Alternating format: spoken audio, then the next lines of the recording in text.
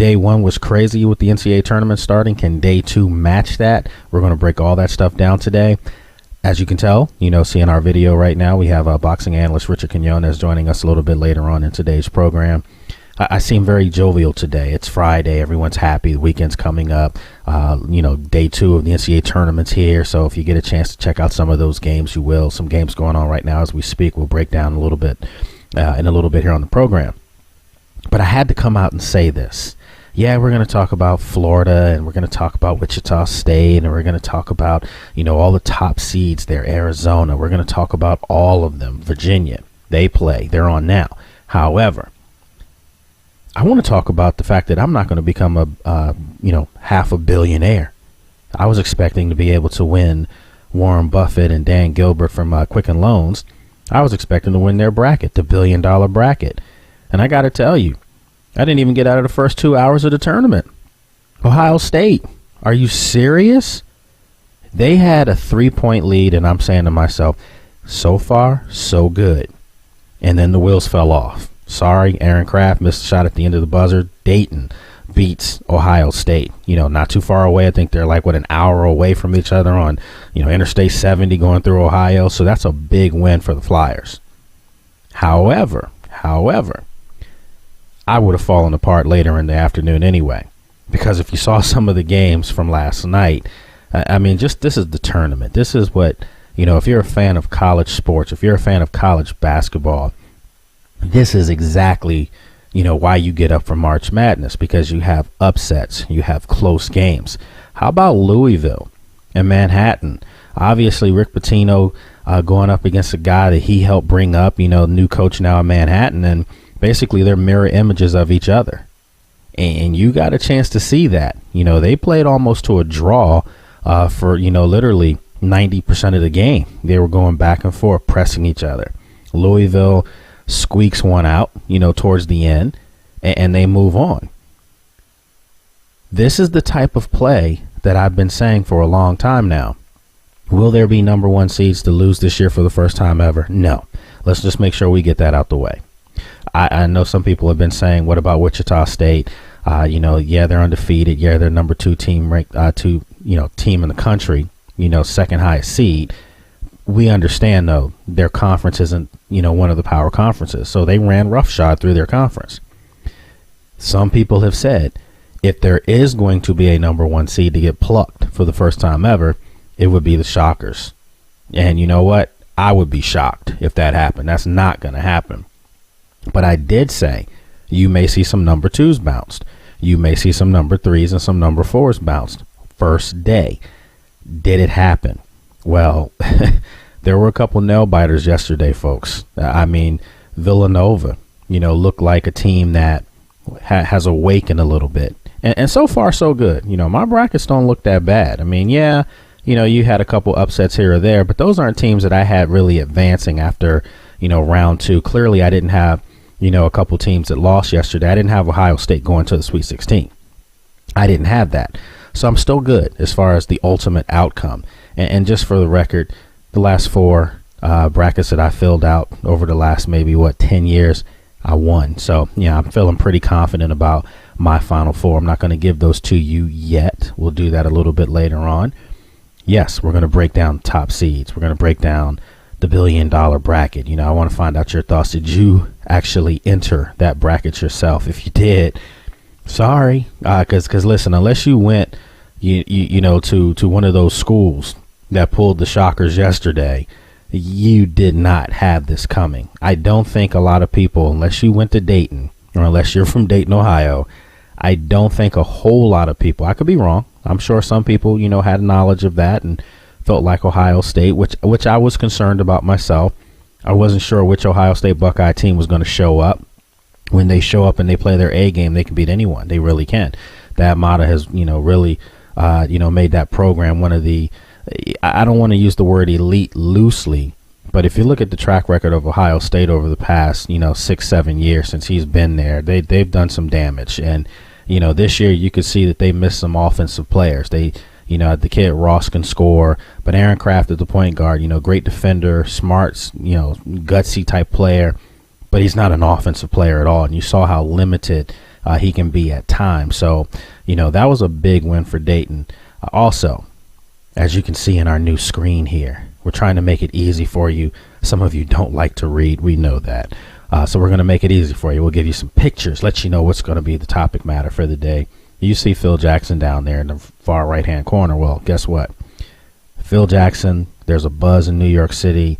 That's all I keep hearing outside of this tournament. All I hear about is Phil Jackson for the last 2 days since he's officially become the president of the New York Knicks.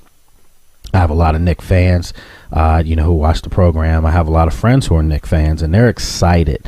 And I don't want to take your joy from you, but he still has the same roster. And yeah, first night, they came out, they played some great ball, beat Indiana, Carmelo went off. But you know what? This is what the Knicks do. The Knicks are eerily similar to a team that's in this town of the greater Washington metropolitan area called the Washington Redskins. They do just enough to get the fan base still interested. But at the end of the day, can they take that next step? And that's to become a consistent playoff team, to become a team that's competing for titles. And obviously that's what they brought Phil Jackson in for. So, a little bit later on in today's program, we're going to break that down. So as always, folks, you can follow us on social media. All you have to do is go to Sports Journey, either on Facebook, Twitter, or YouTube. Yes, you can watch this as an archive show on YouTube, and lots of fans are appreciating that. And yes, folks, now you can see this on any format. So if you have an iPhone, an iPad, you can watch the program as well. We used to have flash video, so it was hard for those consumers to have that, but now everyone can see what we're doing. So we're really excited about some of the things that we're trying to do. As always, folks, if you want to follow me on my personal social media, my Facebook is Lake Lewis Jr. and my Twitter is Lake Lewis. And when we come back, folks, we've got a lot of stuff we're going to break down. We'll give you some updates on some games that are currently going on. It's the weekend time, folks. Everyone's happy. So hang tight. We'll be right back. Sports Journey Media, Lake Lewis Show.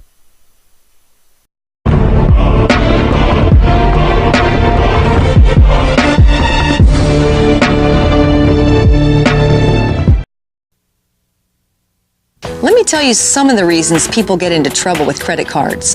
A job loss or salary cut, an unexpected expense, a divorce, a business loss, or even helping a family member or friend in need.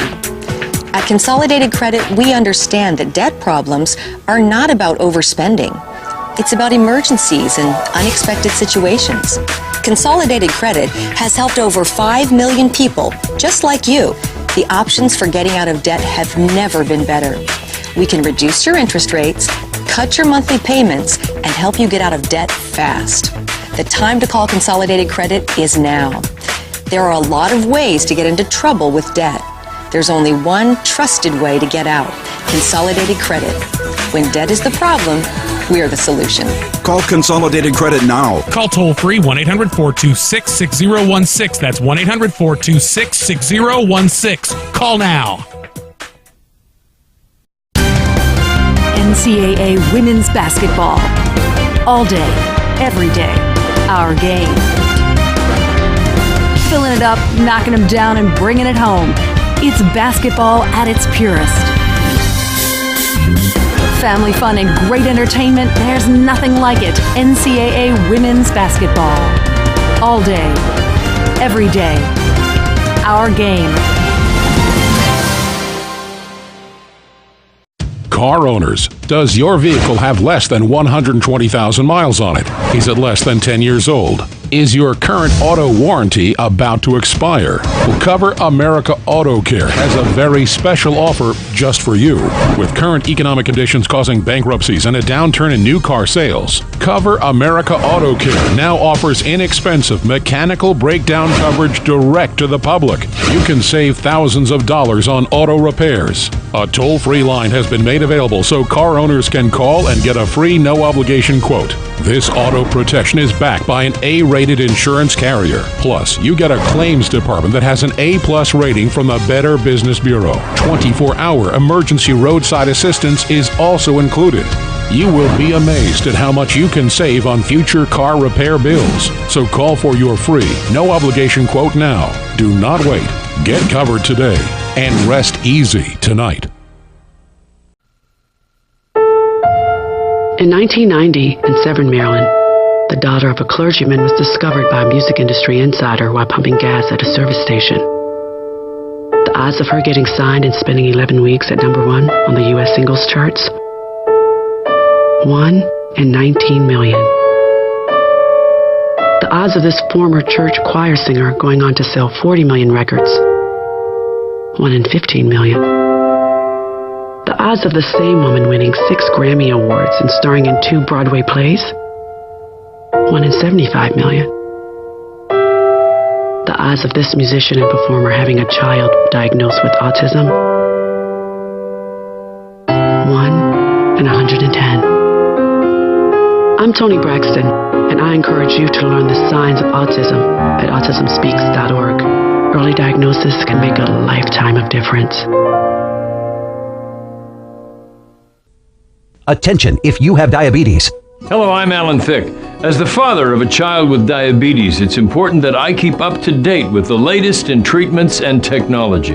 That's why I'm happy to tell you about a breakthrough in diabetes care through CCS Medical. You don't need to stick your fingers anymore. This new meter allows you to test on your arm, so it's virtually pain-free. Plus, it uses gold test strips. Real laser-etched gold in every strip provides the ideal testing surface for one of the most accurate readings possible. Best of all, CCS Medical can send you this meter at no cost. With CCS Medical, they deliver your diabetes supplies to your home. They work with Medicare or your insurance to process the paperwork. They even have nurses certified in diabetes available to answer questions. And for a limited time, CCS Medical will also send you a diabetes ID bracelet. All this from a company trusted and recommended by thousands of doctors around the country. Call CCS Medical today.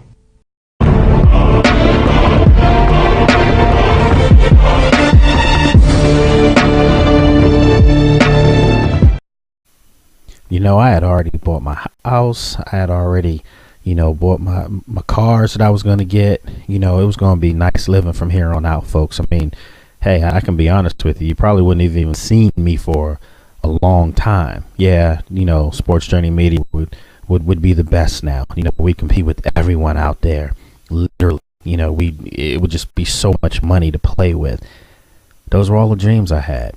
Literally, my daughter's college fund all the way through. Not just that, just everything. Could have bought her a house for the future, wedding present right now. She's 6. I had all this stuff planned out, folks. That's what was going to happen had I won Warren Buffett's bracket. And yeah, really disappointed in that. This kind of stuff that stings. We all have dreams. Everyone has dreams. That's what makes our country so great. We can dream and you can actually live them out. So now you just have to do it the old-fashioned way, the hard way. Wow. Think about it. He's a smart man. He clearly understood that no one is going to have a perfect thing. And there's some hypotheticals that are being thrown out. I remember a couple weeks ago when he announced this, I went on Twitter, I took to Twitter and I asked some folks, hey, if you were to win, the $1 million bracket, would you call in for work the next day? And you'd be surprised some of the answers that people gave me. Some people of my own colleagues in this profession even said no. They not only would they not call in, they'd never call in. Some people said they wouldn't even call, to make the call. They wouldn't email. They wouldn't do anything. They'd just be MIA from that position they held. Yeah, and it's kind of funny though. When I asked, females, they all said of course I would go in. Totally a different mindset from most of us guys. Most of the guys I've talked to were absolutely not would they go in. They wouldn't even consider it. And most of the females I talked to said yes, they'd go in to tell who their supervisor was or whoever their staff was that, hey, I no longer would be here anymore. So, and I even had some say that they actually would still go to work. They just would have less pressure put on them. Yeah, I mean, very interesting stuff. Well, anyway, most of you won't have to worry about that, like myself. I mean, I basically, I don't work for anyone, fortunately for me. So it's not as if I would have to, let myself go. But I have a staff, and I probably would tell the staff, hey, I just, upgraded, everything for you. You're going to have the best laptops. You're going to have the best equipment. You're going to have the best traveling services. Definitely. So man, I apologize to them too, because I have big dreams. I just don't know what to say. I mean, I look at some of the results, and I was so close.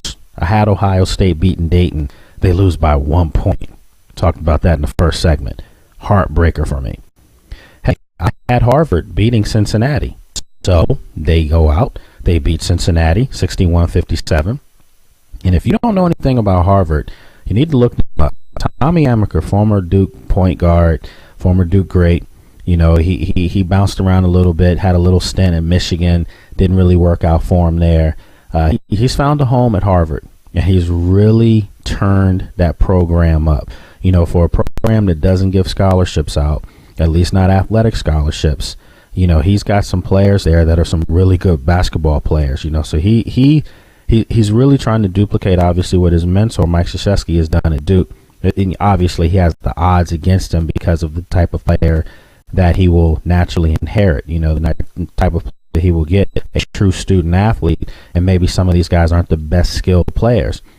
But since he's gone there, since he's come to Harvard, he's actually, you know, made them relevant. And they've done this before in the tournament. So this shouldn't be, you know, a total surprise. You know, a lot of people, including myself, had Harvard as a team that was going to get by Cincinnati. I didn't have them beating Michigan State, and that's definitely who they're going to play. Michigan State goes out and just they just open one up on Delaware State. You know, I'm sorry, on Delaware. And for my money, when you see Adrian Payne go out and drop 41, yeah, you know it's your night. You know, Michigan State is a team that, yeah, if you don't know, I remember right after they beat Michigan for the Big Ten title, I literally text a good friend of mine, Chris Wilson, who's from Michigan, and he's a Spartan fan. And I told him, I said, listen, my mother went to Michigan State. You know, she's an alum there. So I actually told him, I said, listen, man, this is a basketball team right now that I think the best in the business, or one of them, Tom Izzo, he doesn't have his team come out the gate, you know, rolling out to 20-0. They actually progress and get better. And Michigan State had a lot of injuries this year. You know, they were besieged by some major injuries, so they've gotten some of their core players back, and you're starting to see, you know, exactly what was expected of them, you know, in preseason. You know, they were a top 5 caliber team preseason ranking wise, and now you're seeing that scary team. And you know, I guess I can come out and say it. It may take a lot of heat because I actually sit right now in the studio in the state of Virginia, but I have Michigan State actually coming out of that bracket.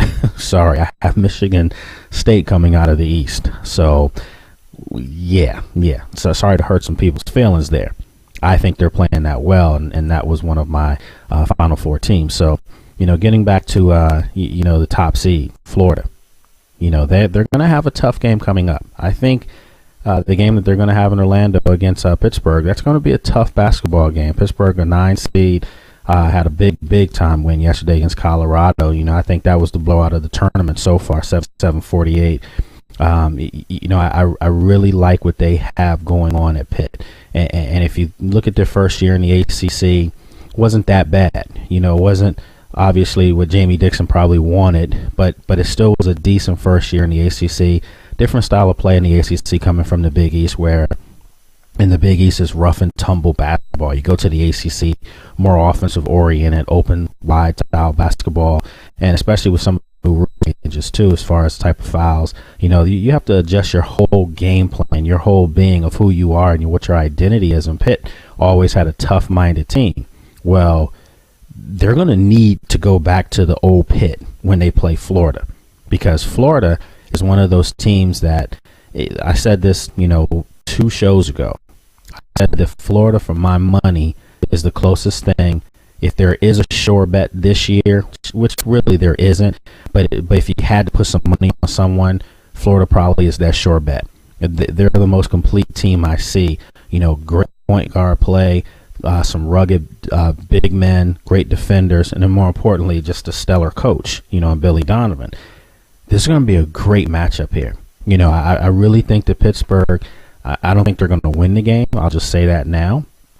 But I think they're going to be in the game. If they steal the game, would it be an ultra shock to me? No, it wouldn't. It really wouldn't. I mean, they're coming from a power conference. Past 2 years, they've been in, two of the best conferences there is. So they've been battle tested, and that's what you're going to need if you're going to try to beat Florida and keep them from getting to the Final Four. Great matchups yesterday, folks. I mean, there just was so many games that were compelling. If you stayed up late, you got a chance to see, Oklahoma. That was, is it a shocker? Oklahoma was a 5 seed, 23-9 on the year. They go up against a North Dakota State team that just shows you that they can score basketball. I mean, and they're no fluke, 25-6, now 26-6 after beating Oklahoma. So they can move on, and they're going to play San Diego State. San Diego State, and I mentioned this a couple of shows back, as we were just getting ready for the tournament. San Diego State, led by Steve Fisher. I know Steve Fisher personally, just from the fact of having played against his Fab Five team, when I was in college. And these guys are really, really good, San Diego State. I mean, what he's done is he's gone out and gotten him some athletes from California, guys that maybe in the past would overlook a San Diego State, but they're going there now. And we saw a couple years ago where they really started to get their feet under the program and really start to make noise. They went in as a 2 seed a couple years ago. They're a 4 seed now. Personally, I thought they should have been higher. I thought San Diego State, in my opinion, I thought they were a 3 seed. 4 seed, that's not really that much of a drop off. It's just 1, but they're 29-4. I mean, this is a team that's used to winning. It's not as if they got hot late in the year. No, they're used to winning. I mean, they've done this for 2-3 years in a row now.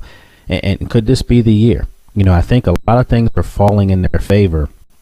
I do expect them to beat Florida State. Would I be shocked if the team, from North Dakota wins? No, I would not be shocked at all. I think the Bison are a very good team as a 12 seed. But I do think the San Diego State moves on, and it just looks to me like a matchup with Arizona is looming, and that's going to be a big time buzz out on the west, out west, and Arizona 30-4, the second overall seed, they're looking good. Obviously, they have right now as we speak, they're up against Weber State, so they're going to be the team that I expect, obviously, to win this game. They're not losing to a 16 seed at all. That's not going to happen. But the question is, where are they now? Are they going to play coming up shortly? Gonzaga and Oklahoma State are going to be going at it. Who wins that game? I've predicted Oklahoma State wins that game, and we'll have some great point guard matchups, against Arizona. But I do think San Diego State, Arizona move on. I think that's going to be a very compelling matchup. You look at some of the other games from last night, just breaking down what happened last night, folks. If you're just joining us, I said yesterday was just excellent basketball. If you're a fan of March Madness, as always, folks, so you can follow us on social media. All you have to do is go to Facebook, Twitter, or YouTube and type in Sports Journey. It's us. If you want to follow me on my personal Facebook, it's Lake Lewis Jr. Twitter, it's Lake Lewis. So last night, Oregon, they get the win over BYU. Blowout, 87-68. And I feel bad for BYU. I also feel bad, for just the fact that BYU had one of their best players that was injured. And when you can't score, you're going to struggle. Oregon's another team that's had some injuries, and, they're playing some decent basketball right now as a 7 seed. But they're going to go up against a Wisconsin team that just stymied a local team from this area, from the Washington metropolitan area, an American.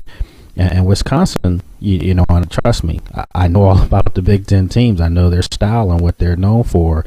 You look at Bo Ryan and what he's done at Wisconsin, perhaps one of the greatest just program builders in a long time. Wisconsin's style is they're going to suffocate you on defense. That's what they're known for. They're not known for having the greatest athletes. They're known for having smart, hard-nosed basketball players that play as a team in the system. And it was on display yesterday. American came into that game overmatched in the first place. Give them credit. Jeff Jones has done a remarkable job there. Give them credit for making the tournament at 20-12. They were a 15 seed, so you kind of knew what was going to happen here. but I didn't think it was going to be this impressive as far as the win by Wisconsin. They won 75-35. When you win by 40 points, that's impressive. They went on a 40-6 run in this game, and from that point, you could just see that American couldn't score. They just could not crack that defense of Wisconsin, and that's going to be interesting because Oregon likes to push the ball up and down the floor. Wisconsin wants to slow you down, so that's going to be a will of styles there. I do have Wisconsin moving on, so we'll find out how that works out. Some other games that happened that were really surprise games to me, and these were bracket buster type of games. We mentioned earlier Louisville escapes Manhattan 71-64. Rick Pitino was not happy about being paired up against his former assistant coach, head coach at Manhattan. He wasn't happy about that. I did have a problem with him voicing his opinion on that to that extent. Yeah, he's a great coach, one of the greatest of our era. But he followed a page from Mike Krzyzewski last week. Mike Krzyzewski lobbied for his conference out loud, and I just thought that was good for Mike Krzyzewski to do that, considering that Mike Krzyzewski is the face of USA basketball. So when he speaks, he has credence. When he speaks, people are going to listen to him. I didn't like that. I just thought that, you're the coach at Duke. Duke's a great program. You need to worry about Duke. I understand, your presence. I understand as far as who he is, but I do think that he helped North Carolina State get in that tournament by saying what he said. When he basically came out and compared the teams in his conference and said they're better than some of these Atlantic 10 teams. I don't think he was personally trying to take a shot at the Atlantic 10. He was trying to boost up the ACC, who this year had a just ridiculously brutal schedule as far as adding Syracuse, Pitt. Of course you knew it was going to be tough this year. They bring Louisville in next year, who's going to be part of the ACC. So you're talking about a Duke, North Carolina, Louisville, Syracuse. You think of all these teams, and Virginia was the team that won the conference this year. So, yeah, brutal schedule for them. I understand, but for Rick Pitino and for Mike Krzyzewski to have to come out and speak about what they don't like, that's you can't do that because you have more power than the majority of coaches out there, and you're going to influence some people's way of thinking. And I think that at times they knew what they were doing. So anyway, I backed that up by saying NC State was a team that I had advancing against St. Louis.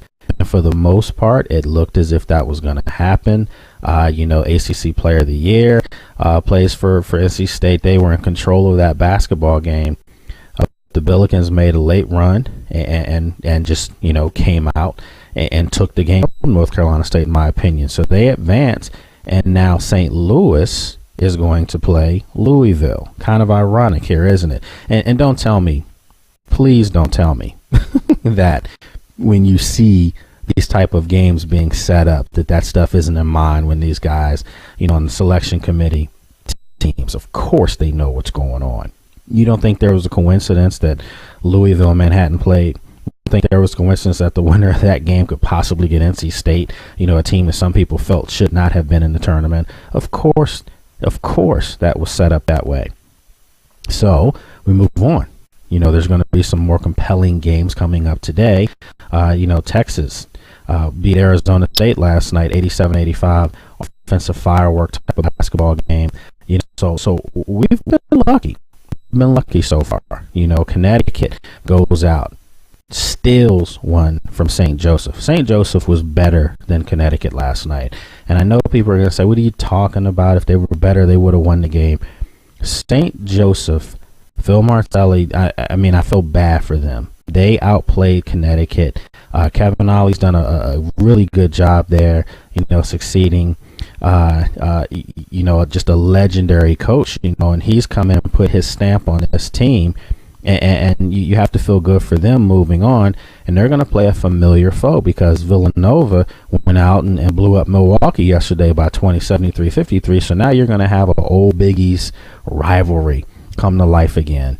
Although they both are in totally different conferences now, Connecticut in the American Athletic Conference, and then also Villanova, still in the Big East. But you're gonna see this now This is going to be an old Big East type of game. I don't think it's going to be, the loose flowing games that we saw yesterday. This is going to be an old school grinded out basketball game. I do have Connecticut moving on, just for the record. Interesting how things are developing. You have Dayton against Syracuse. Syracuse found their offense yesterday, winning 77-53 over Western Michigan. So interesting. Do I think Dayton wins this game? No, I don't. I actually had Syracuse moving along rapidly here. So listen, I'm still in the running as far as the overall big picture. But as far as Warren Buffett's thing, man, I'm just disappointed in that. So listen, folks, take a quick break. And when we come back, we'll talk about some games that are going on now. We'll talk about some games coming up later on tonight. And, big weekend coming up. We'll know literally when we come back with you on Monday, we'll know who the Sweet 16 is. It's going to be interesting to see who makes this. This is the first year that I do think that there's going to be probably 4 or 5 teams in that Sweet 16 that really had no business being in there, but they're going to be in there. Yeah, we saw some upsets last year, but when you go back now and you look at Wichita State and what they did last year as far as getting to the Final Four, it's not a shocker anymore, no pun intended. We'll be back. Lake Lewis Show.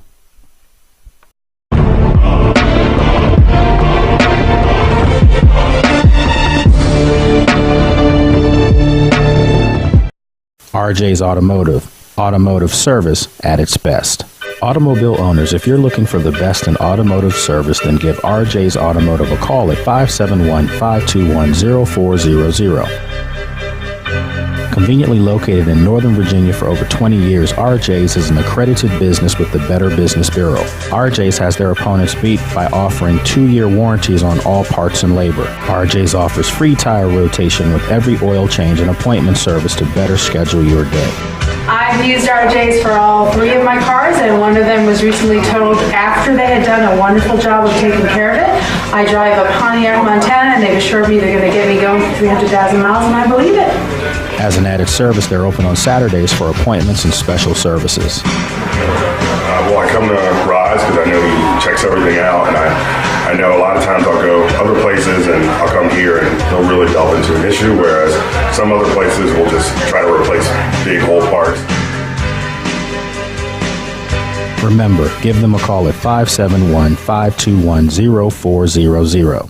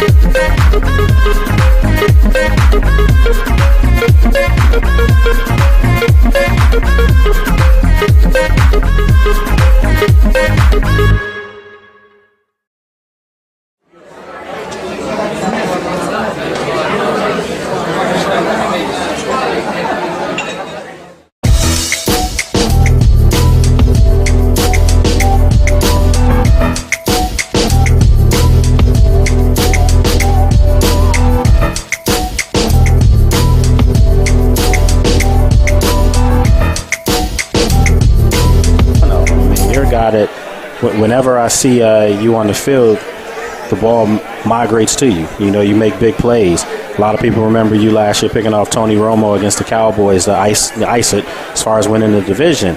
Your first play back this year, what happened? I got a pick. You got a pick. Yeah. So that's what I'm saying. It just seems like the guys that were really part of the run last year aren't the guys who lost 7 in a row.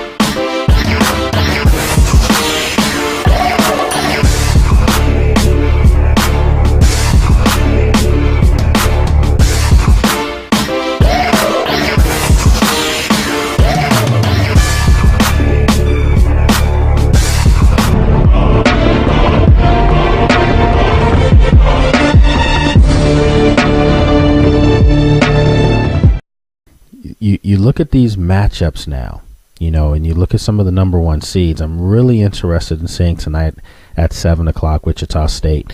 Obviously, they're playing against Cal Poly, a team that they should just go right through. Wichita State, the Shockers, 34-0. I remember years ago I had a gentleman by the name of Greg Marshall, happens to be their coach now. He came on the show, and at the time he was the coach of Winthrop, and I think in South Carolina, and came on, and you could just hear passion when he spoke, and he was very forthright. You know, some people look at that as, you know, borderline arrogance or cockiness, and I don't believe that's the case with him in any way, shape, or form. He's just a very confident coach, and more importantly, he's confident with his team, and he thinks that this basketball team learned a lesson from last year. Remember, they gave Louisville, the eventual national champions, all they can handle. I mean, they battled those guys tough, tooth and nail. And this year, they're on a mission. They want to not just get to the Final Four, they want to win it. And I'll say this: if Wichita State goes on and wins the national championship, kill the term mid-major. I think it's already starting to be pushed close to the edge of the cliff now. We don't use it as much in media. I know I feel funny saying that term, you know, because I think it's a discredit to a lot of great programs. You don't have to be, you know, the UCLAs and Dukes and Louisvilles of the world to really be seen as a dominant basketball team. And I think the Shockers have the weight of a lot of people's shoulders, you know, on them. I mean, they're carrying a slogan around that they're going to probably try to put an end to. So, you know, I'm interested to see how they play.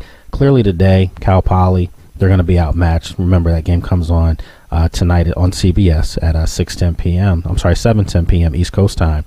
Now, you think about who they may play next round. The winner of Kentucky, Kansas State. Kentucky is an 8 seed. Kansas State is a 9 seed. Kentucky, young basketball team. They went tooth and nail with Florida in the SEC championship game, conference championship. And they're a team that they match up well against Wichita State. I mean, they have a rugged player in Julian Randle. You know, they have some great guards, you know, streaky, albeit they are. You know, I do think that they can compete with Wichita State.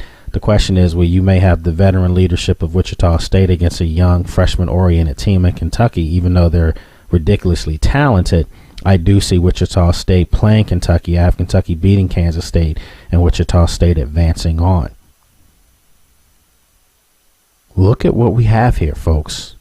We have just stellar games that are awaiting us. You go over to the East bracket, Virginia, Coastal Carolina. Virginia will win that game.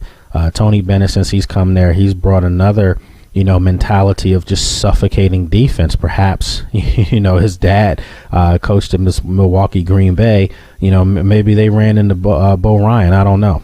I don't know at Wisconsin, but the point is, you know, those two programs were just very known for their defense. Tony Bennett, the younger Bennett, brings it over to Virginia. They win the ACC. And I was very critical of the selection committee in the past, not rewarding teams that clearly were deserving of number 1 seeds. And although I'm not the biggest ACC fan, I will say this. There was no way you could not give Virginia a number 1 seed. They won the regular season championship, and they won the conference championship in perhaps one of the 2 or 3 toughest conferences in the country. For my money, the toughest conference in America basketball-wise is the Big Ten. I don't even think there's a debate for that. I thought it used to be the Big East, the old Big East. But I think this year, if you look at the Big Ten, you had Michigan, Michigan State, Wisconsin. I mean, you had some really strong basketball teams. But I do think that Virginia was very deserving of having a number 1 seed, playing in one of the top 4 power conferences, and they did everything you asked of them. I mean, and look who they beat in the championship game of the conference championship. And for the life of me, for the last time, I do want to get this off my chest, and hopefully we don't have to keep talking about this over and over. But I think the NCAA has a problem as far as how they go about these tournaments. And I've said this before. If you're a team that comes from a mid-major, see, there we go there.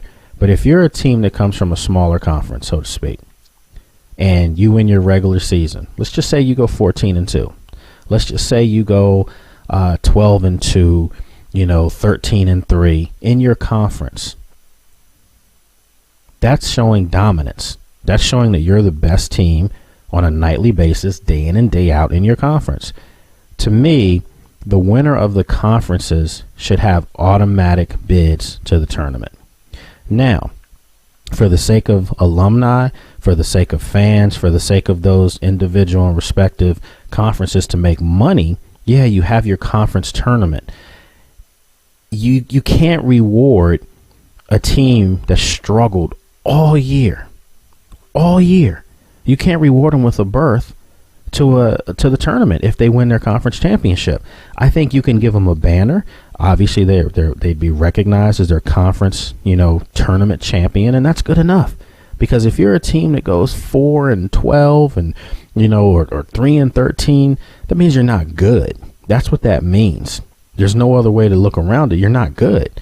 So why would you want to be, and why would your conference, for that matter, want you to be the face that represents their conference to fans that may not know much about that conference in general? So I've always argued this and lobbied for this. The NCAA can make the selection committee that much easier. But we all know what this is about. We all know it's about money. We all know it's about, the opportunity to have big programs that travel, that generate money. We know this. But if you want to have that term mid-major thrown out the window, I'm telling you right now, there are 32 conferences. I mean, no matter how you look at it, you can come up with that. You can come up with those automatic qualifiers. And then you come up with, the rest of them. The other 32, now you're going to start to talk about strength of schedules. Now you're going to talk about some of the big boys. Let's be honest, that's what it will come down to. But I do think that something has to be done about this because, again, I don't want a small conference to have a bad basketball team basically be a sacrificial lamb. Let's just face it.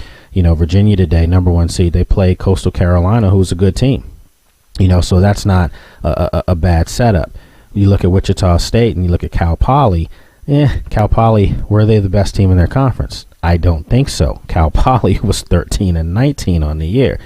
You can't have a team get hot in their tournament and reward them by having them play in the tournament because you know what's going to happen. It's going to get ugly today. Trust me.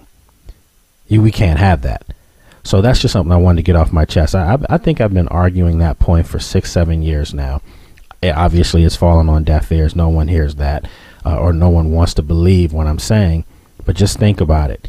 You would have some really good basketball if that were the case. Because now you could have from a small conference a senior-laden team. A team that has guys that have played together for a while that aren't intimidated by anyone. Maybe they've scheduled some big boys on their schedule, so they're used to this.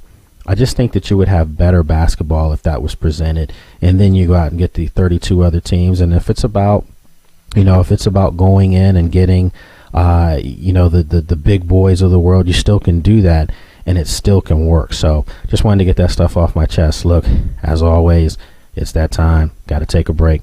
When we come back, we'll be switching gears a little bit here. Talk about Phil Jackson in New York. The city is abuzz. Lots of people think the Knicks are on their way up. We'll find out. I think I may burst some bubbles, but you got to find out. We'll be back. Lake Lewis Show.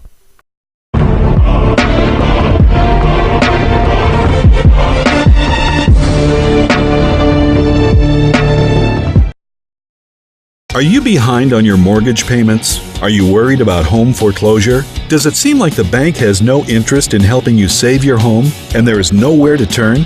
Then the Homeowners Relief Line could be your answer. Homeowners Relief Line can help save your home. We specialize in foreclosure assistance, and that's all we do. If you're behind on your mortgage payments, being threatened with foreclosure, have been denied a loan modification, or been the victim of a predatory loan, it's critical that you call Homeowners Relief Line now. Homeowners Relief Line has a network of attorneys, and our agents are available to speak to you right away. Remember, if you are behind on your mortgage payments, Homeowners Relief Line can help stop the foreclosure process. Call today before it is too late. New laws are in effect that may save your home. So call Homeowners Relief Line now. Call 800-749-8070. That's 800-749-8070.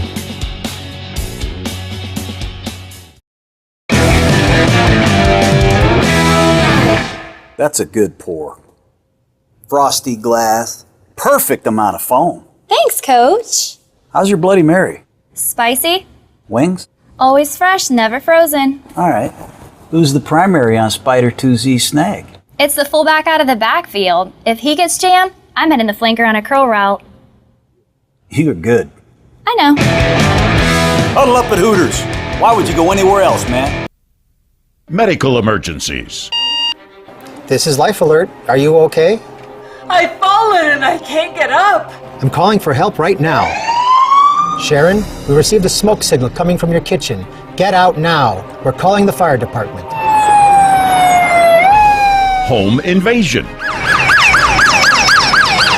Emergencies away from home. I'm trying to get to my car, but it's still a ways away. I'm right here and we'll stay on the line with you and we can contact the police if necessary. And you can have this protection away from home for just $19.95 per month.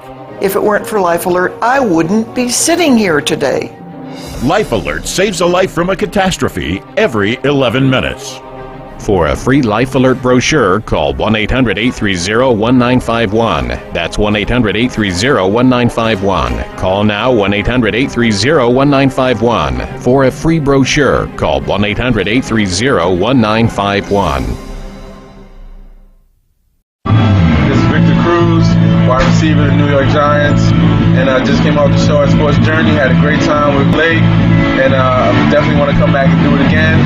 Maybe I'll bring some friends next time, and I had a blast. Out here at Sports Journey, having a great time, been on the show several times, giving me a chance to vent, tell people, and really connect with the fans how I feel about different situations going on throughout the year, especially with the NFL, and I love it. I haven't met a lot of people out here, and this is going to continue to come back and continue to grow this relationship with me and Sports Journey and my boy Lake Lewis. With Lake Lewis on Sports Journey, had a good time tonight. Felt comfortable, just being myself. It was a great interview, a great time, and I love to do it again. What's up, this is Alex Joseph from the San Francisco 49ers, number 58. How y'all doing? It's Vladimir Lucas, offensive line for the New York Jets, number 62. So I'll let you know we had a great time tonight with Sports Journey, hanging out with Chris and Lake. Good time, be back here next time. See y'all some other day. Can't wait. Are you stressed over credit cards and other debts? Maybe through no fault of your own? Imagine how it would feel to have that weight lifted right off your shoulders. Well, here's some good news from America's trusted name in debt relief. Care One providers have already helped over 4.5 million people in debt, and we can help you today. Just call this toll-free number to speak with a friendly representative, and in just minutes, you'll get your free debt relief analysis. Regardless of your situation, Care One has an option for you. We are there to help, and we do that in a way that's empathetic and supportive without judging their financial situation. The credit card companies, I feel, are trying to keep you in debt and trying to keep it so you owe them money forever. And Care One is a good way to get you out of that and get you out of it fast. A big burden was lifted off of my shoulders. Care One threw me a lifeline. Call Care One, they will help you. Get debt relief from a company you can trust. Just call the toll-free number today. Debt relief.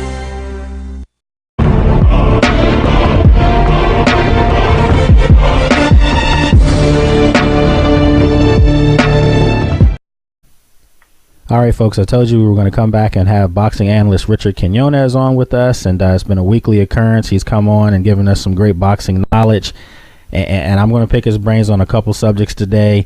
If you saw the big fight this past weekend, Danny Garcia, did he actually win? I don't think he did. We'll get Richard's opinion on that in a second. But, folks, this guy does a lot of different things. I mean, he's the lead blow-by-blow voice for GFL Boxing. He's also on Boxing one of the boxing voices for Comcast, and also the host of GFL's Combat Sports Live. So, and on top of that, this guy had, one of the top shows in the Mid-Atlantic region, daily sports talk shows when he was on Fox Sports Radio out of Delaware. So, what's going on, man? That was a long introduction for you. The check is in the mail, my friend. How's everything going, Lake? Pretty good, man. I thought of you big time this weekend, watching the Danny Garcia. I'm not going to tell everybody how I was watching it, but I was watching it.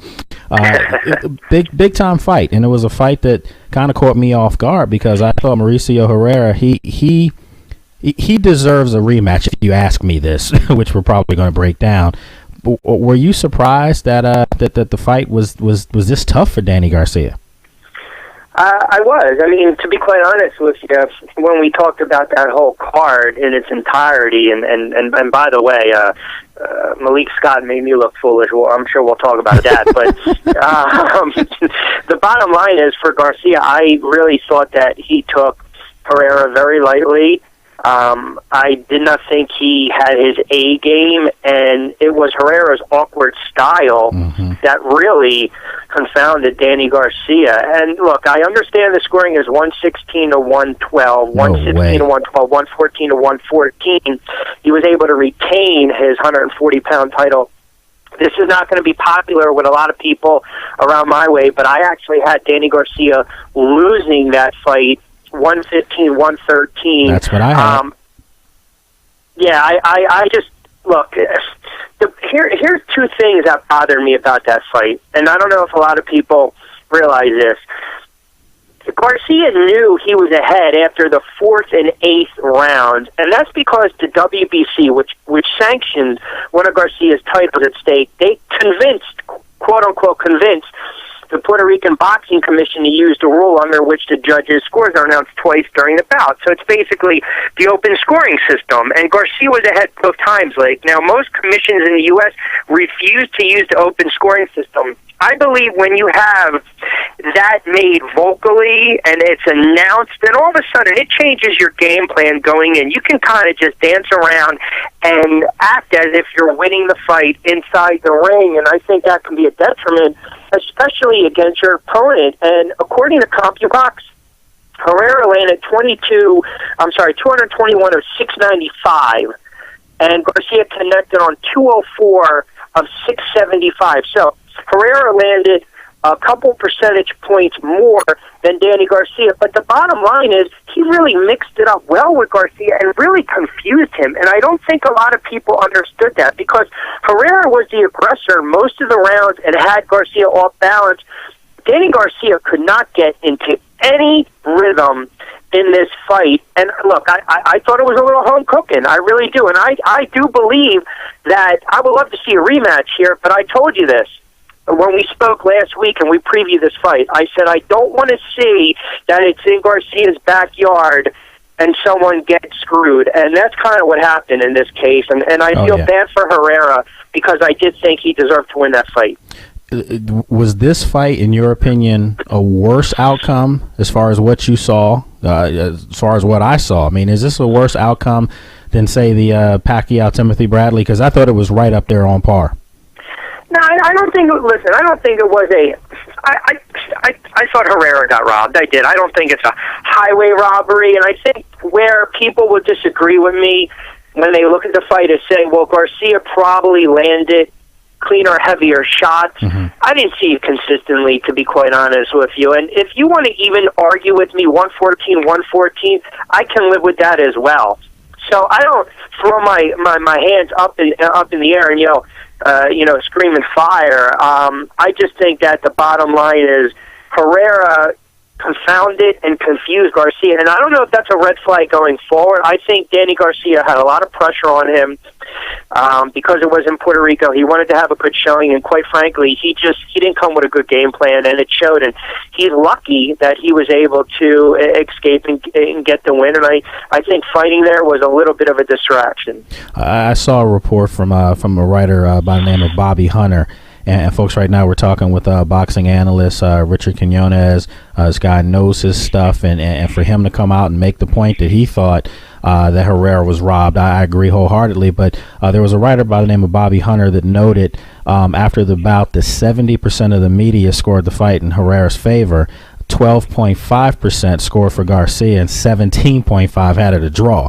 So no matter how you cut this, it did look really bad. And again, Q, this is the kind of stuff that puts another blemish on boxing, because boxing is so desperate to find that next guy to be the torchbearer for when Floyd retires. But you can't have it be a guy that didn't fairly, quote unquote, earn his keep. Yeah, no, it's a great point.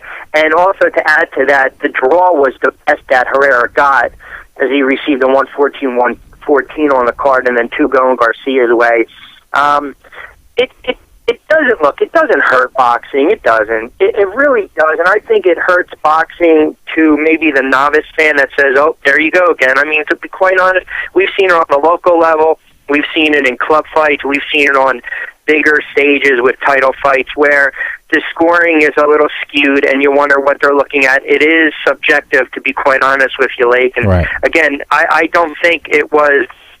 I felt bad for Herrera. Am I going to use the word rob? No, I just flat out think Danny Garcia lost the fight. And I think he thought it was going to be a walkover win for him, and it wasn't. And you walk away saying Herrera gets a lot of respect now because he's a credible fighter.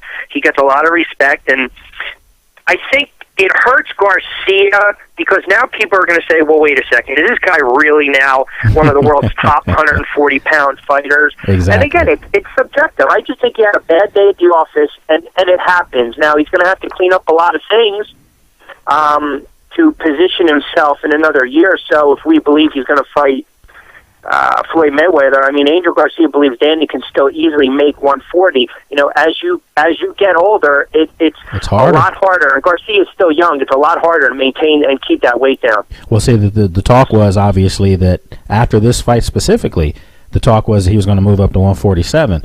The question now is, you know, obviously we knew that he's dominated 140-pound division for some years now. But now you fight a guy that's credible, a guy that most people, we think, beat you. Do you owe this guy a rematch, or do you just go up to 147 and get that payday eventually with Floyd? You know what? It all depends. I mean, it depends on if that's what Danny Garcia's camp believes is the best thing for him, if it's in his best interest to give Herrera a rematch. You know, sometimes you have to say to yourself, well, what do you gain out of this? Do you want to show everyone that it wasn't a fluke? Do you want to show everyone that you did deserve the fight? Or, you know, let's be honest, you take the risk of, hey, maybe this guy catches you again and you have another off night. Now all of a sudden you set yourself back another year or so with a title shot. So it's not for me to say. Would I like to see a rematch from a fan standpoint? Absolutely, but I think when you have, you know, the guys that Danny Garcia has in his camp, as well as his father, who is extremely protective on his son, Garcia has done everything he's had to do in 140. It'll be very interesting to see if he does move up to 147. Yeah, and you're right. He's smart, and I'm sure his father's a person that studied the game, that knows there are guys out there that sometimes have your number. You know, Shane Mosley, Vernon Forrest, the late great Vernon Forrest. Those names come to mind where there was nothing Shane Mosley could do. Vernon Forrest had his number. It was just the styles, you know, clashed. Maybe, as you said earlier, you know, when we first came on, Herrera was a little unorthodox, and I think Danny Garcia is used to fighting pure boxers, and he's a pure boxer, and that's one of the problems that he had. So I will ask you this: if you're Floyd Mayweather now, and obviously you've earned the right to pick who you want to fight, and for everyone out there that says Floyd's ducking guys and picking bums, you don't know boxing, so you're not part of this conversation right now. Going forward, Floyd sees what happens this weekend, and Danny Garcia was the hot name everyone kept talking about possibly fighting Floyd. Does Floyd now have more to lose than to gain to fight a guy that now has a blemish on him? Well, I don't think so, because again, he was able to get that. Danny was able to get that win, and you know, Floyd Mayweather has had some off nights, but he's been able to win 45 of his 45 professional fights in his career. And I think the bottom line is, when you look at Floyd Mayweather, he's going to look at Danny Garcia as a potential formidable foe. We already mentioned Amir Khan a couple weeks ago. And look, let's not dismiss the fact that after Floyd has his bout in May, there could be potential talk of a bout against Manny Pacquiao. And if you just look at the raw numbers from a financial standpoint, if that fight is in play, we're talking $40 to $50 million, and actually that could actually surpass $100 million in guaranteed fight purse to be split. So there you get the 50-50. Mayweather's still the most marketable boxer in the sport, and really in this generation. So I think every time, and I think like every time he steps into the ring, he raises the bar, and he's been doing it his past couple bouts. I mean, he was able to do it against Canelo Alvarez, that a lot of people believe was the next great fighter to challenge Mayweather, and he dispatched him. Now, again, he's got his work cut out for him when he steps back into the ring. But the bottom line is, there are a lot of guys I can throw out there. I mean, it could be a Bradley, it could be a Marquez, it could be a Thurman or a Porter or a Guerrera, a Kell Brock, maybe even a Paulie Malignaggi down the road. There's so many guys that are in that mix where Floyd's going to think to himself, where can I get the most? Where can I bring out the best, and how can I make the most money? And that's the bottom line. And go there. Yeah, that's the bottom with Floyd. I mean, he needs you to be able to step up somewhat to help him make money on that paper. That's where he's getting paid from, which is ridiculous amount of money. But folks, right now we're talking with winning broadcaster Richard Quinones. Go way back with Rich, and to see where he's progressed to at this point in his career is pretty phenomenal. I mean, this guy knows his stuff. You're getting some great insight right now. I might have to start saying the best in the business real soon. You look at the overall picture of boxing, and we want to see these big money fights. But you hit something that I wanted to elaborate on just a little bit more. We're not privy, too many times to see rematches. That used to be the way it used to be back in the day, where you might have trilogies, and now you're lucky if you get a repeat. I think it would be good for boxing, and I think this is probably the first time in a long time it could be a win-win for both guys. I think for Danny Garcia, it could be a chance for him to show people, I had an off night. This guy's a bum. He can't beat me. But it also could be an opportunity for Herrera to really, put himself up there. I mean, he was 20-4. It's not like he was a bad fighter. I mean, he was a credible fighter, 7 knockouts. But he went toe-to-toe with one of the best pound-for-pound in the world, and it could signal his arrival, too, because some guys are late bloomers, so to speak. Do you think that there would be money involved in this? I mean, do you think the public would generate enough interest that these guys could make a pretty good purse on this? Well, I'll start by this. I mean, the days of the Wards and the Guides and the Pryors and the Arguellos, I mean, those days are, they're gone, and it's unfortunate. Again, you're talking to someone that would certainly watch a rematch between Garcia and Herrera, and I'm sure the boxing world would as well. If it was one of those Gotti Ward fights, absolutely, because you want to see that action packed. You want to see these guys just throw it all in the ring and leave it inside the ring, and the blood, the guts, and the sweat, the tears, the stuff where you walk away and you got the juices pumped. You're good to go. Yeah. I just don't. We see that the problem is, we just don't have those great rivalries in boxing. We just don't anymore. We don't have the Fraziers and the Alis. You're never going to get that again. So, I see a rematch? Yes. Is it going to be on the lines of what we saw back in the 70s and the 80s?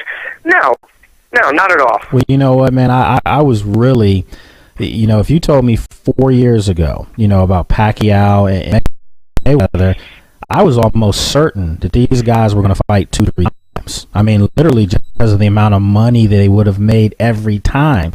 And it just didn't happen. And so in my opinion, when that didn't happen, that's when I knew the days of guys fighting each other again, it's not going to happen. I mean, it's unfortunate. I remember seeing Paul Williams before his injury, before his tragic injury. I remember seeing him go back and fight,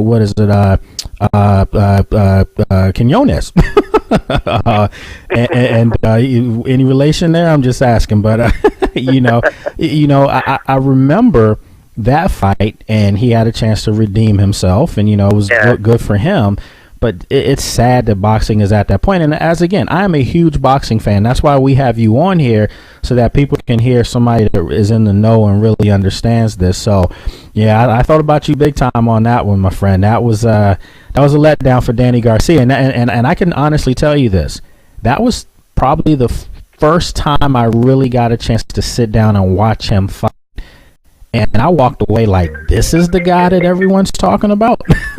Yeah, and it's funny. You mentioned Paul Williams, and you're right. I mean, he had some great battles with Martinez, and we don't see that anymore. And I think a lot of people that I spoke to this week, they were disappointed in Garcia's effort. They were really disappointed in what happened with Malik Scott and Deontay Wilder. A fight where I totally got that one on the opposite side.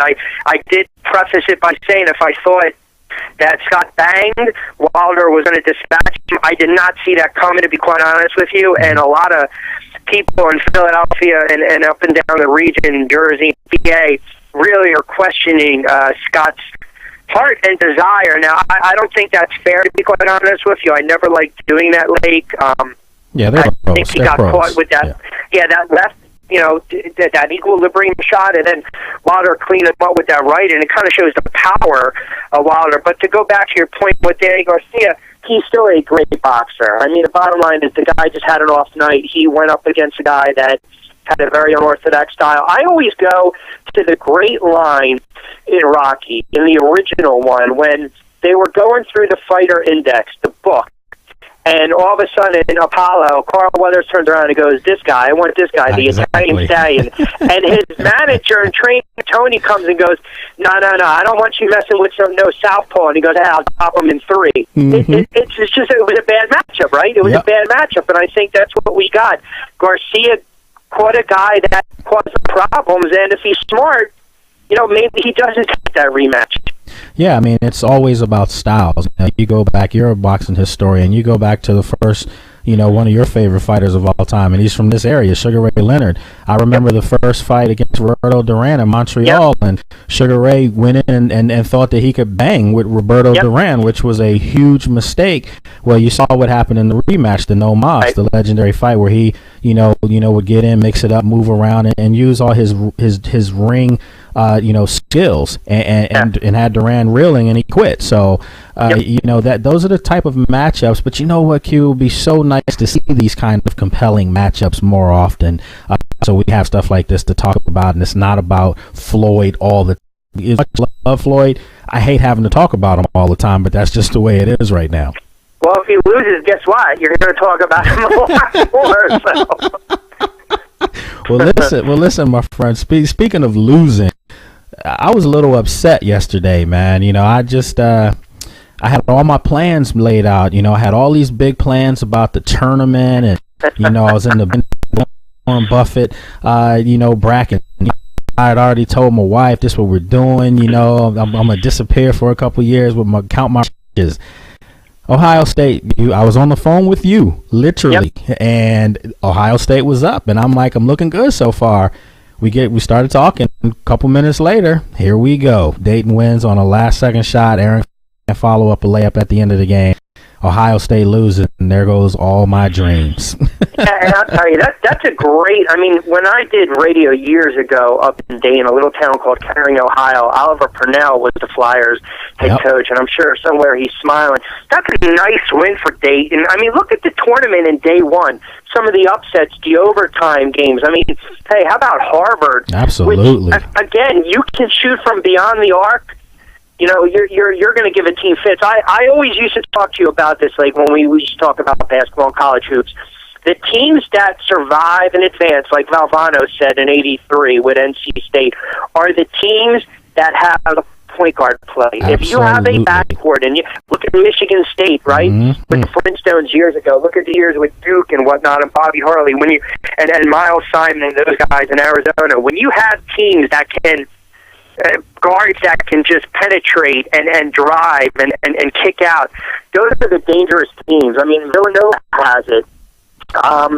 We saw there were 4 or 5 overtime games yesterday. Yep. St. Louis and NC State. It was, I'll tell you, a great job by the tournament committee with some of these pairings and some of these seedings. And I know they took a lot of grief because of where Louisville was seeded, and Louisville was able to get past a pretty feisty Manhattan team. But I know a lot of brackets were busted yesterday. Oh yeah, I mean, a lot of and I was one of them. I will say this though. I said this earlier in the show that I wasn't upset so much with Louisville seeding as much as I was. I felt like there was when Rick Pitino came out and was upset that they paired him up against his former assistant in Manhattan, and then Duke, Mike Krzyzewski came out after the ACC tournament and almost defended the ACC. I was a little irritated by that because, first of all, Mike Krzyzewski is the face of USA basketball. I don't care on any level, maybe outside of Phil Jackson. Mike Krzyzewski is that guy, and his words have bearing. His words make people listen, and you can't tell me that his words did not help North Carolina State make the tournament. I truly believe that. For my money, he made a point about the Atlantic 10. He said he didn't want to knock the Atlantic 10. He said, but those teams couldn't play. All those teams couldn't play with the ACC. I felt bad about St. Louis yesterday. Team, they had that game. They just gave it away at the end. And Coach Martelli is a good guy. I mean, he's a Philadelphia guy. That was a game that I definitely wanted to see them win because let's face it, you're talking about St. Joe's Villanova. Oh my gosh, the city would have shut down. Big 5 in the Palestra. The city would have shut down. So now we're left with the consolation prize of Connecticut Villanova, an old school Big East game. That obviously Connecticut's no longer in the Big East. But I do think that this game will have a Big East flavor to it, a Big East style of play. I do think Villanova advances in this game. But yeah, you look at some of the other games from yesterday. North Dakota State goes out and gets a big win. There's a lot of compelling matchups. But what I want to do is focus a little bit here on some of the bigger boys. Let's start with Wichita State. Are they for real in your opinion? Look, I think the only thing I can say about Wichita State is I really like them after what they did last year and going into this season. You have to basically go 40-0 for them in order to cut down the nets. And that's so hard to do. I mean, it's only been done, 2 or 3 times over the last 30 years, and they have a good inside presence. Again, this is a good shooting team, and they're very ferocious on defense, and they're very tenacious. It's going to be hard. I think it's just going to be hard to go through their bracket when you look at who they potentially would play, and then the fact that you can't lose a game. They have not stubbed their toe at all. So to me, is there going to be so much pressure now on this team going forward where they're going to tighten up a little bit? They're going to feel the pressure a little more because of what they were able to do during the regular season, and I think that puts an enormous amount of pressure on these kids going forward. And look, if they do it, it would be one of the greatest stories ever. I mean, they still potentially would have to get past a Kentucky. They would have to maybe potentially get past a Louisville. So that's a pretty tough bracket there. It is, and I go back a couple years ago. I had Greg Marshall on my show, and Greg Marshall, at the time, he was the coach at Winthrop, and was really building them up and doing some great things, and just the fact of the matter of what he's done now is pretty phenomenal. I think he's doing one of the better coaching jobs in the country. It's unfortunate. By way of Atlantic City, if you love guys that go straight ahead and that punch and just actually want to clean each other's clocks, you'll get that tonight. So that'll be on GFL.TV. I'll be doing the fight ringside with my broadcast partner, Ron Christian. And then again, we will be re-airing that on Comcast, probably a quick turnaround within another week or so. All right. Well, look, my friend, busy man. I love that. We're going to have you on next week as well, breaking down some of the fights that happened over the course of the week. And there's a couple big money fights coming up over the next 2 weeks that we'll break down as well. So, as always, Q, I appreciate the love, man.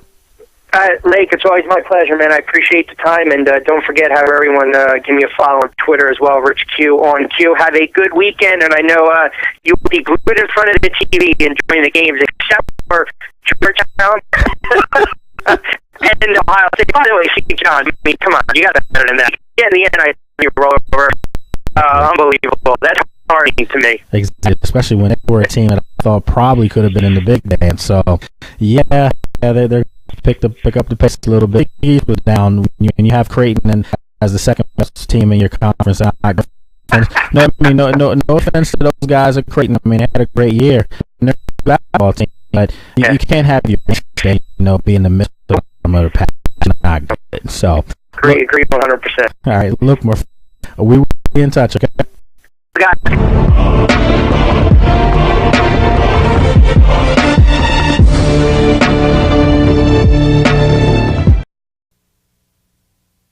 Let me tell you some of the reasons people get into trouble with credit cards.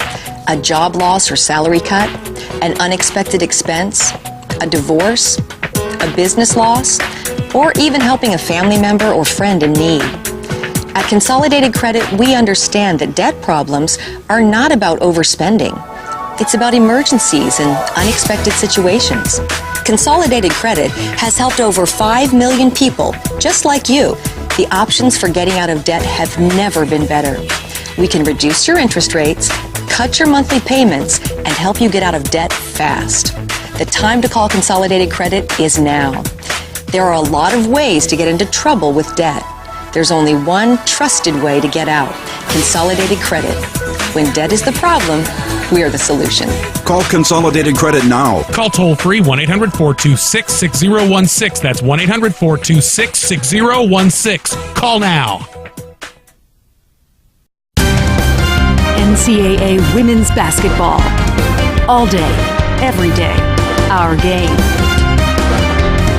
Filling it up, knocking them down, and bringing it home. It's basketball at its purest. Family fun and great entertainment, there's nothing like it. NCAA Women's Basketball. All day, every day. Our game. Car owners, does your vehicle have less than 120,000 miles on it? Is it less than 10 years old? Is your current auto warranty about to expire? Well, Cover America Auto Care has a very special offer just for you. With current economic conditions causing bankruptcies and a downturn in new car sales, Cover America Auto Care now offers inexpensive mechanical breakdown coverage direct to the public. You can save thousands of dollars on auto repairs. A toll-free line has been made available so car owners can call and get a free no-obligation quote. This auto protection is backed by an A-rated insurance carrier. Plus, you get a claims department that has an A-plus rating from the Better Business Bureau. 24-hour emergency roadside assistance is also included. You will be amazed at how much you can save on future car repair bills. So call for your free, no-obligation quote now. Do not wait. Get covered today and rest easy tonight. In 1990, in Severn, Maryland, the daughter of a clergyman was discovered by a music industry insider while pumping gas at a service station. The odds of her getting signed and spending 11 weeks at number 1 on the U.S. singles charts? 1 in 19 million. The odds of this former church choir singer going on to sell 40 million records? 1 in 15 million. The odds of the same woman winning 6 Grammy Awards and starring in 2 Broadway plays? 1 in 75 million. The odds of this musician and performer having a child diagnosed with autism? 1 in 110. I'm Toni Braxton, and I encourage you to learn the signs of autism at autismspeaks.org. Early diagnosis can make a lifetime of difference. Attention if you have diabetes. Hello, I'm Alan Thicke. As the father of a child with diabetes, it's important that I keep up to date with the latest in treatments and technology. That's why I'm happy to tell you about a breakthrough in diabetes care through CCS Medical. You don't need to stick your fingers anymore. This new meter allows you to test on your arm, so it's virtually pain-free. Plus, it uses gold test strips. Real laser-etched gold in every strip provides the ideal testing surface for one of the most accurate readings possible. Best of all, CCS Medical can send you this meter at no cost. With CCS Medical, they deliver your diabetes supplies to your home. They work with Medicare or your insurance to process the paperwork.